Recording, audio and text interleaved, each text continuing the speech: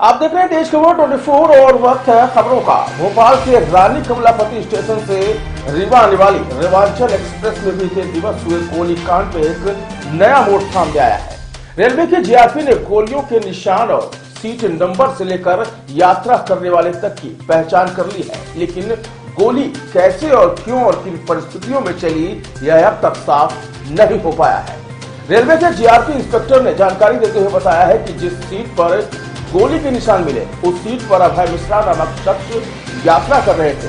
इस मामले में उनके द्वारा जो विवेचना की गई है उसमें अभय मिश्रा के गनमैन का बयान दर्ज किया गया है और उसमें भी अपने बयान में अपनी गन से नहीं बल्कि किसी दूसरी गन से गोली चलने की बात स्वीकारी है। इंस्पेक्टर ने बताया कि इस मामले में अभय मिश्रा के बयान लेने का भी प्रयास किया गया, लेकिन अब तक बयान दर्ज नहीं हो पाए हैं।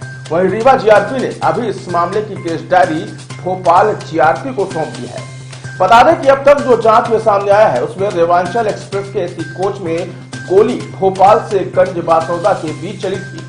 प्रारंभिक जांच में उक्त सीट पर जीआरपी ने अभय मिश्रा द्वारा यात्रा करने की जानकारी दी गई है। रेवांचल ट्रेन में गोली चलने का मामला सामने आया था। पुलिस ने जांच की है, जीआरपी ने। क्या कुछ जांच में अभी तक पाया गया है और उसके बारे में पूरी जानकारी उपलब्ध करें।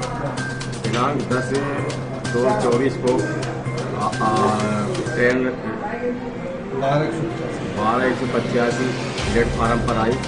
उसके 1-2 घंटे बाद आरपीएफ स्टाफ और रेल कर्मचारी वहाँ A1 कोच नंबर 19 पर पहुँचे तो उन्होंने बताया कि ट्रेन के अंदर गोली चली। उसकी जानकारी हम लोगों को मिली और हमारे वरिष्ठ अधिकारियों के द्वारा बताया गया।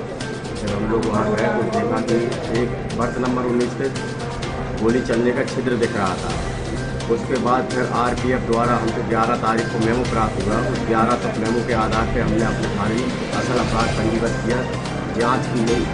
जांच के दौरान बयान लिए गए गनर द्वारा बताया गया कि ये विदिशा एवं गंजवासोदा के बीच में गोली चली है, करीब 11 से 11:30 के बीच के द्वारा गाड़ी उस टाइम पे क्या है कि जो यात्रा कर रहे थे उस सीट पे अभय मिश्रा जी। कौन है अभय मिश्रा जी? ये मेरे को नहीं मालूम किस पार्टी के नेता हैं।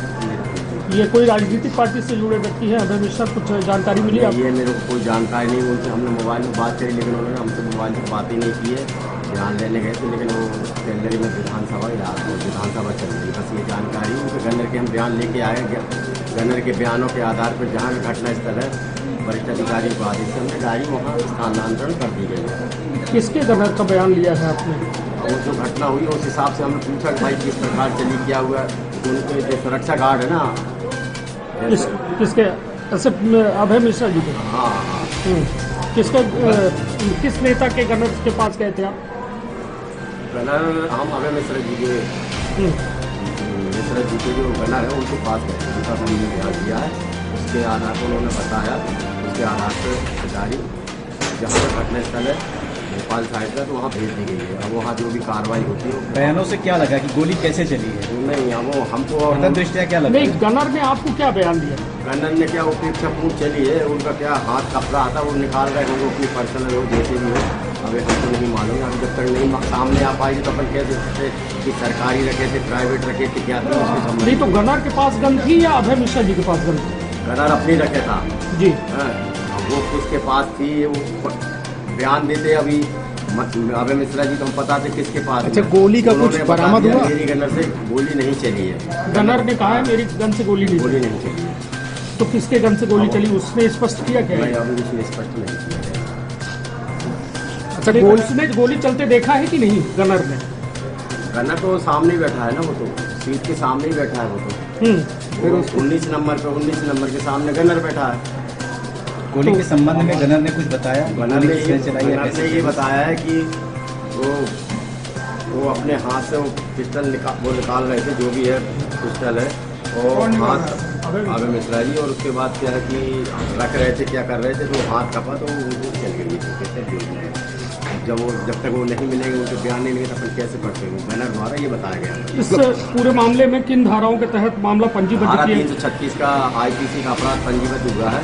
वो भी अभी अज्ञात व्यक्ति के जब तक पूरा खुलासा नहीं हो पाएगा, जब तक अभी वो बेचना अगले थाने भोपाल रेंज के लिए भेज दी गई है। वो आगे क्या कार्रवाई करते हैं तब उसके बाद करा नहीं, जैसे ये पूरे मामले में अभी आपको प्राथमिक जानकारी मिल गई है कि अभय मिश्रा उस सीट पर सवार थे हाँ और उनके गनर के बयान के अनुसार कि उनका हाथ कप रहा था, इस वजह से गोली चली है। हाँ। तो इसमें अब कौन सा अपराध पंजीबद्ध होता है जीआरपी की धाराओं में? धारा जीआरपी नहीं, वो तो आईपीसी की धारा 336 के अंतर्गत है, अपराध पंजीबद्ध हो चुका है। हाँ।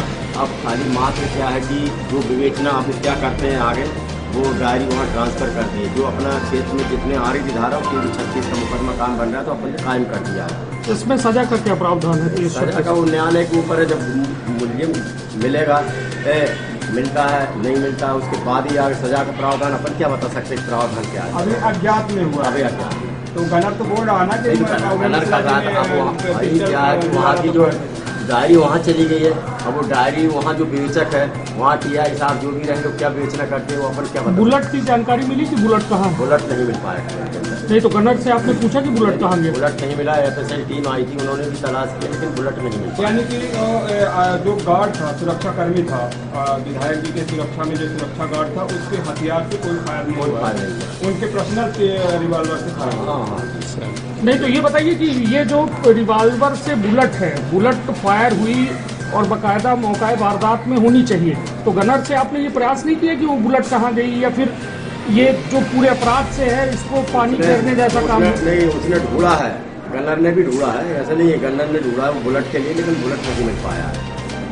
फिर एफएसएल टीम आई है, एफएसएल टीम मामले में पर्दा डालने के लिए वो बुलेट को गायब कर दिया गया। पर्दा डालने क्या है, कहाँ ट्रेन अपने यहाँ से जा चुकी थी पहले, कहाँ भोपाल रिटर्न, उसके बाद दूसरे दिन अपने आई जब अपने यहाँ द्वारा जांच की गई है।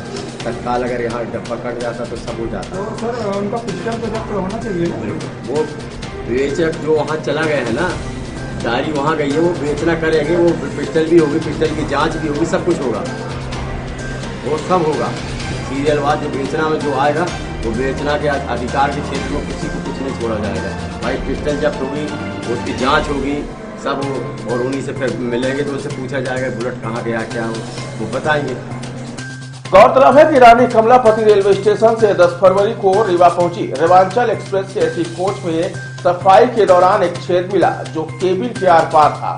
जांच में गोली चलने के निशान मिलने के बाद आरपीएफ उप निरीक्षक की शिकायत पर जीआरपी थाना पुलिस ने 12 फरवरी को अपराध पंजीबद्ध कर जांच शुरू की। जांच में उक्त बर्थ पर एक विधायक के सफर करने की जानकारी मिली। जीआरपी पुलिस ने बताया कि विधायक के गनमैन के बयान भोपाल जीआरपी थाने में दर्ज किए गए, जिसके द्वारा भोपाल से गंजबाज सौदा के बीच गोली चलने की जानकारी दी गई।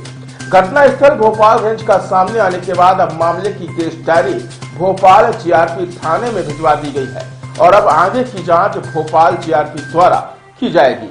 बता दें कि कोर्ट में जो गोली चली वह धोखे से चली या जानबूझकर चली यह अब तक स्पष्ट नहीं हो पाया है। परिस्थितियों के मुताबिक गोली ऊपर से नीचे की ओर चली थी जो सीट को छेदते हुए नीचे फर्श में दस गई, लेकिन अभी यह कह पाना मुश्किल होगा कि गोली किन परिस्थितियों में चली थी।